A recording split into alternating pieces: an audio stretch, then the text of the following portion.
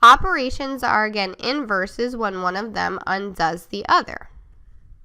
What would undo adding 5? Take a minute and think about what would undo adding 5.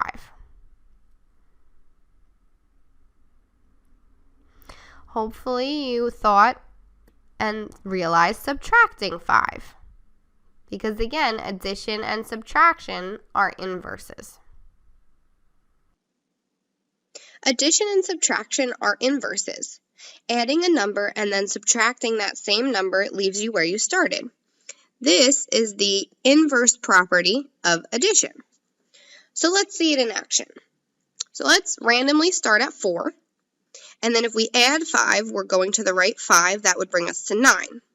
But now let's subtract 5, the inverse of adding 5. And that brings us all the way to the left 5 back at 4. We end up where we started.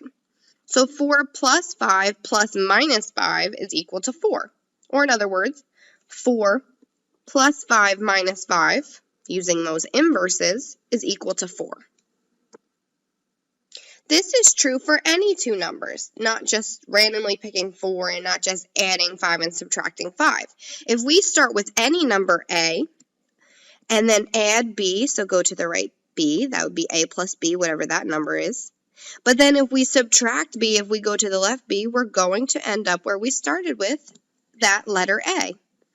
So A plus B plus minus B is equal to A, or A plus B minus B is equal to A. We started with the addition question. What number results when we add 4 plus 5? The answer is 9. We saw that with our movement on the number line. That leads us to two new related subtraction questions. Starting with 9, what number do we get when we subtract 5? If we used a number line, we would arrive at 4. And starting with 9, what number do we get when we subtract 4? If we used a number line, we would see it would be 5.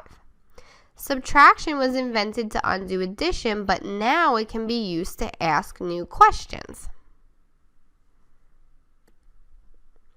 Here's what 9 minus 5 looks like on the number line, and here's 9 minus 4. Again, starting at 0, moving 9, and then undoing the addition. Here in the first case, only undoing 5 steps, and here only undoing 4 steps, arriving here.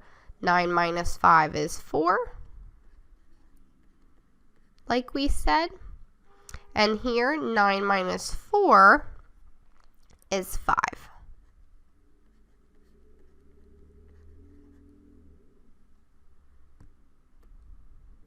Subtraction was invented to undo addition, but this new operation allows us to ask new questions.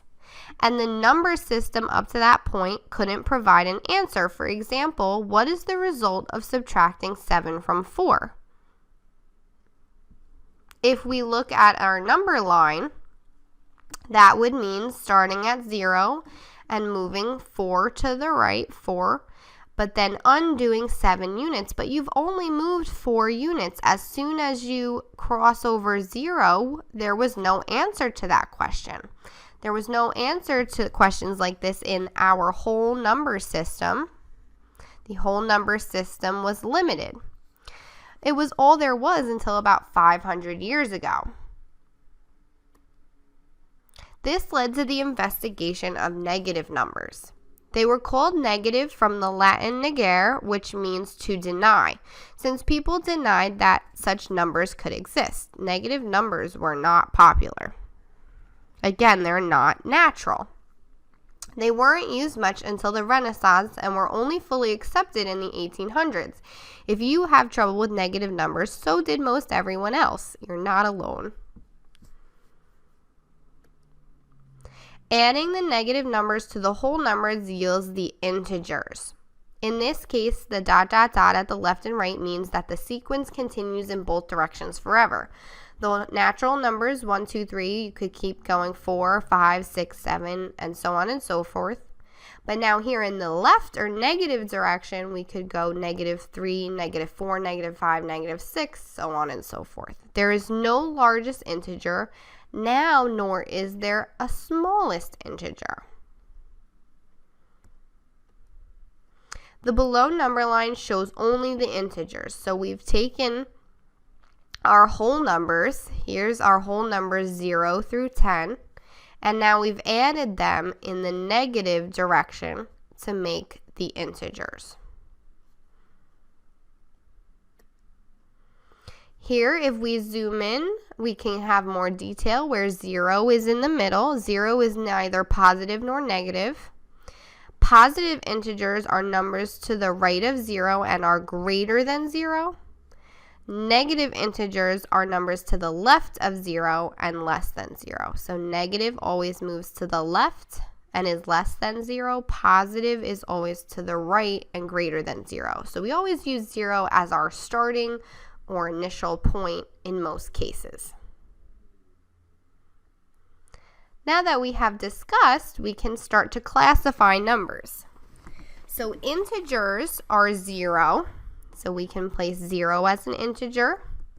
Any positive counting numbers such as 1, 5, 9, and any negative counting number such as -6, -21, -65. Anything else here is not an integer. They are not 0. They are not a positive counting number or natural number, and they are not a negative counting or natural number. So here is our sort. These numbers we cannot classify at this time. They are not an integer. That's the only information we know. Integers can be found in the world around us. They can be used anywhere from a sport like football or golf to measuring time or temperature, the amount of money in a bank, or different elevations in our world. You might hear the saying, and the quarterback is sacked for a loss of 7 yards. This can be represented as an integer -7. Or the total snowfall this year has been 9 inches more than normal. Okay, this can be represented as an integer as well as +9 or just 9. Generally, when we have a positive or plus number, we don't write the plus. It's just implied. So for each of these examples, spending $6, we have to think of what that means as a number. Spending $6 means we're losing or giving up that money, so we would have -$6. A gain of 11 pounds, think you are adding the 11 pounds with the gain. So that would be a positive plus or just 11 pounds. Depositing $700, you are adding the $700 to your current amount of money in the bank. So that would be plus or just $700. 10 degrees below 0. Below means we're moving in the negative direction starting at 0, so we would have a -10 degrees. 8 strokes under par, where par equals 0. Under 0 would be in the negative or less than 0, so you would be -8. And 350 feet above sea level means you're starting at sea level and moving or adding 350 feet above you to be a positive 350 feet. These are all different examples and different words that can represent addition and subtraction, usually starting at your 0 reference point. Another example, or looking at number 6 to go further with 350 feet above sea level. Here is a picture that shows 3 different people at 3 different elevations. Elevations is a word that you'll learn and see clearly from the picture that represents different signs or different positive and negative numbers. You have the sailing, so that's at sea level. You have scuba diving below sea level and hiking above sea level. These mean different integers. When looking at our picture with elevations, we can get more specific. We know that the diver is below sea level, but now we're saying the diver is 30 feet below sea level. Below sea level in our situation is our reference point of 0. And if we're below sea level, we're moving in the negative direction.